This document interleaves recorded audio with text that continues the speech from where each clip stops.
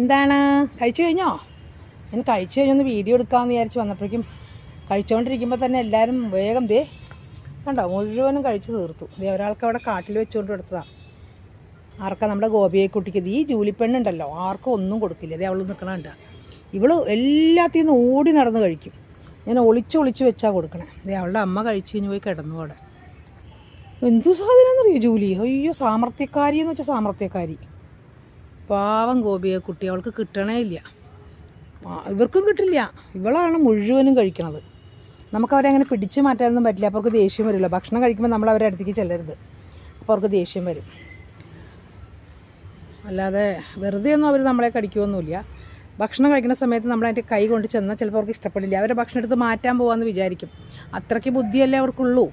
ബുദ്ധിയുള്ള മനുഷ്യൻ ചെയ്യണ കാര്യങ്ങൾ ഒന്നും കാണാതെ ഇവരെ പറ്റി ഓരോരുത്തരെ പറയണ കുറ്റം കേട്ട് കഴിഞ്ഞാൽ എൻ്റെ ദൈവമേ, വീണ്ടും എനിക്ക് അങ്ങനത്തെ കമൻറ്റ് വരുന്നുണ്ട് കേട്ടോ.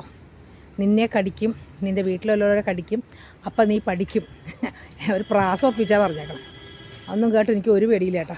എനിക്ക് എന്നെ പൂച്ച കടിച്ചിട്ടൊക്കെ ഞാൻ എത്ര ഇഞ്ചക്ഷൻ എടുത്തേക്കണം. എനിക്കതൊന്നും ഒരു പ്രശ്നമല്ല. ഞാൻ എന്തായാലും അവർക്ക് ഭക്ഷണം കൊടുക്കും. അപ്പോൾ ഇവരിങ്ങനെ ഭക്ഷണം കഴിക്കുന്നു, വീണ്ടും അവിടെ പോയി കിടക്കുന്നു. വേറെ ആരൊക്കെയോ അവർക്ക് ഭക്ഷണം കൊടുക്കുന്നുണ്ട്. ഈ പ്രദേശത്തുള്ള എല്ലാവർക്കും ഇവരെ ഇഷ്ടമാണ്. കാരണം ഇവരാരും ഒരു ഉപദ്രവം ഒന്നും ചെയ്യണില്ല. കണ്ടോ, ജൂലിപ്പണി ഇനിയും എന്തെങ്കിലുമൊക്കെ ബാക്കിയുണ്ടോയെന്ന് ഞാൻ ഗോപിയെ കുട്ടിക്ക് കാട്ടിൽ കൊണ്ടുവച്ച് കൊടുത്തതാണ്. അവിടെ പോയി തപ്പാണ്. എന്ത് കൊടുത്താലും. രാവിലെ കുറച്ച് ചിക്കൻ്റെ ഇതൊക്കെ ഉണ്ടായിരുന്നു, അതൊക്കെ കൊടുത്തു. അപ്പോഴും പാവം ദൂരേക്ക് ഞാൻ ഗോപിയെ കുട്ടിക്ക് എറിഞ്ഞു കൊടുത്തു. അതാകുമ്പോൾ എറിഞ്ഞു കൊടുക്കാൻ, ചോറങ്ങനെ എറിഞ്ഞു കൊടുക്കാൻ പറ്റില്ലല്ലോ. ഇവൾ ഓടി നടന്ന് എല്ലാവരുടെ പാത്രത്തിൽ നിന്നും എല്ലാവരുടെ ഇലയിൽ നിന്നും കഴിക്കും.